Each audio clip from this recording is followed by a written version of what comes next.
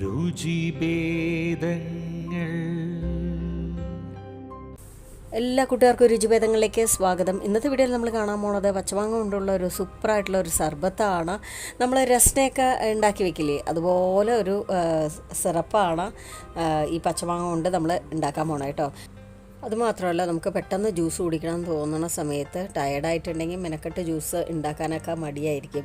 അപ്പോൾ ആ സമയത്തൊക്കെ ഉപകരിക്കണ ഒന്നാണ് ഈ ഒരു പച്ചമാങ്ങ സർബത്ത്. ഇപ്പോൾ പച്ചമാങ്ങ ഒരുപാട് ഉണ്ടാവുന്ന ഒരു സമയമാണല്ലോ, അപ്പോൾ എല്ലാവരും ഒന്ന് ട്രൈ ചെയ്ത് നോക്കുക, നിങ്ങൾക്ക് ഇഷ്ടമാവും. അപ്പോൾ വീഡിയോയിലേക്ക് കിടക്കുന്നതിന് മുമ്പായിട്ട് നമ്മുടെ ചാനൽ രുചിഭേദങ്ങൾ ആദ്യമായിട്ട് കാണുന്ന കൂട്ടുകാരുണ്ടെങ്കിൽ ഒന്ന് സബ്സ്ക്രൈബ് ചെയ്ത് ബെല്ലൈക്കൺ ഒന്ന് എനേബിൾ ചെയ്ത് ഓൾ കൊടുക്കാൻ മറക്കരുതേ. അപ്പോൾ ഞാനിന്ന് 1/2 കിലോ പച്ചമാങ്ങയിലാണ് സർബത്ത് ഉണ്ടാക്കാൻ പോണത്.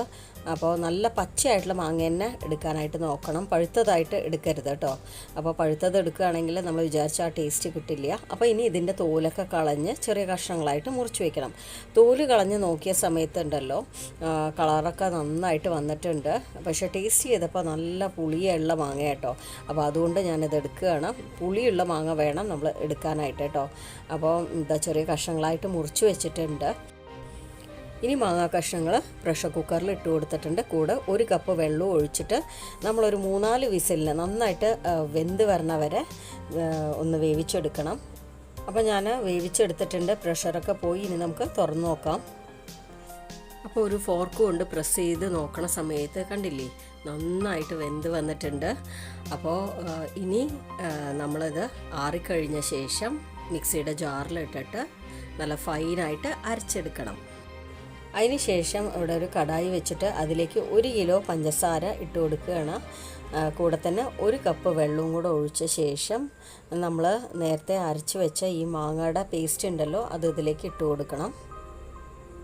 അപ്പോൾ നിങ്ങൾ ചെയ്യണ സമയത്തുണ്ടല്ലോ കുറച്ച് വെള്ളം ഒഴിച്ചിട്ട് അരയ്ക്കൂ, എന്നിട്ട് അരിച്ചെടുക്കൂ കേട്ടോ. അപ്പോൾ ഞാൻ നല്ല തിക്കായിട്ടുണ്ട്, ഈ ഒരു പ്യൂരിന്ന് ഉള്ളത് കൊണ്ട് അരിച്ചെടുത്തില്ല. നമ്മളിത് അരിച്ചെടുത്തിട്ടുണ്ടെങ്കിൽ ഉണ്ടല്ലോ, ഈ പഞ്ചസാര കൂട്ടുമായിട്ട് നന്നായിട്ട് പെട്ടെന്ന് യോജിച്ച് കിട്ടും. ഇതിപ്പോൾ യോജിച്ച് കിട്ടാനായിട്ട് കുറച്ച് സമയമെടുക്കും.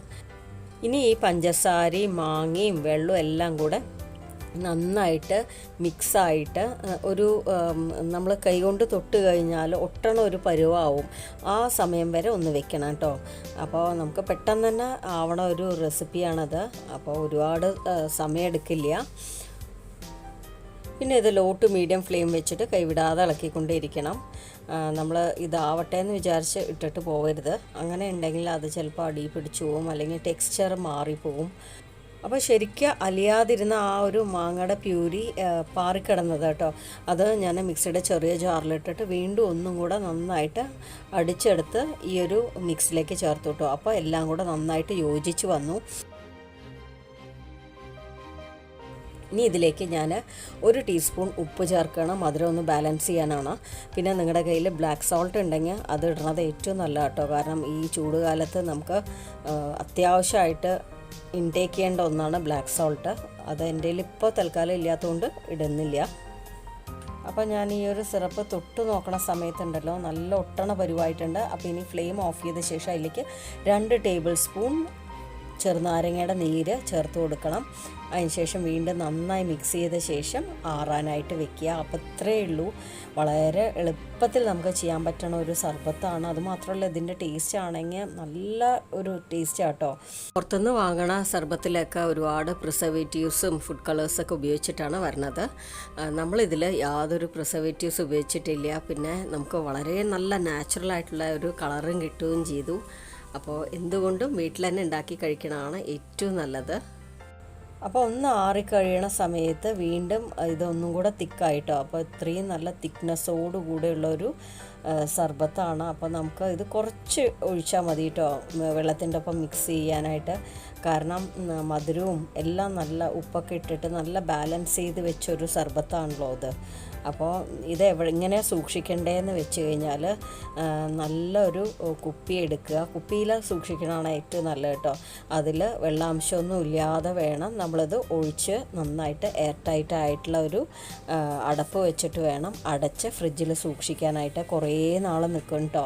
അപ്പോൾ ഈ ഒരു സർബത്ത് കൊണ്ട് എങ്ങനെയാണ് നമുക്കൊരു ഡ്രിങ്ക് ഉണ്ടാക്കണേ നോക്കാം.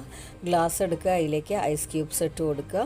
ശേഷം ആവശ്യത്തിനനുസരിച്ചുള്ള സിറപ്പ് ഇട്ട് കൊടുക്കണം. ഇവിടെ ഞാൻ 2 ടേബിൾ സ്പൂണാണ് സിറപ്പ് ഇട്ട് കൊടുക്കണം കേട്ടോ. അപ്പോൾ അതിന് ശേഷം നല്ല തണുത്ത വെള്ളം ഇതിലേക്ക് ഒഴിച്ചു കൊടുക്കുക. വെള്ളത്തിന് പകരമായിട്ട് നിങ്ങൾക്ക് സോഡ കൂടെ ഒഴിക്കുക കേട്ടോ. നല്ല അടിപൊളി ടേസ്റ്റ് ആയിരിക്കും സോഡ ഒഴിച്ചു കഴിഞ്ഞാൽ.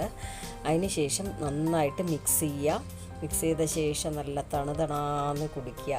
അപ്പോൾ വേഗം തന്നെ എല്ലാവരും ഉണ്ടാക്കി നോക്കിയിട്ട് ഫീഡ്ബാക്ക് തരാൻ മറക്കരുത്. വീഡിയോ ഇഷ്ടമായിട്ടുണ്ടെങ്കിൽ ലൈക്ക് ചെയ്യുക, ഫ്രണ്ട്സ് ഫാമിലിക്കൊക്കെ ഒന്ന് ഷെയർ ചെയ്ത് കൊടുക്കുക. പിന്നെ ഇനിയും സബ്സ്ക്രൈബ് ചെയ്യാത്തവരുണ്ടെങ്കിൽ ഒന്ന് സബ്സ്ക്രൈബ് ചെയ്ത് സപ്പോർട്ട് ചെയ്യുക. ഇതുപോലെ നല്ല നല്ല വീഡിയോസായിട്ട് വീണ്ടും കാണാം. Thank you all.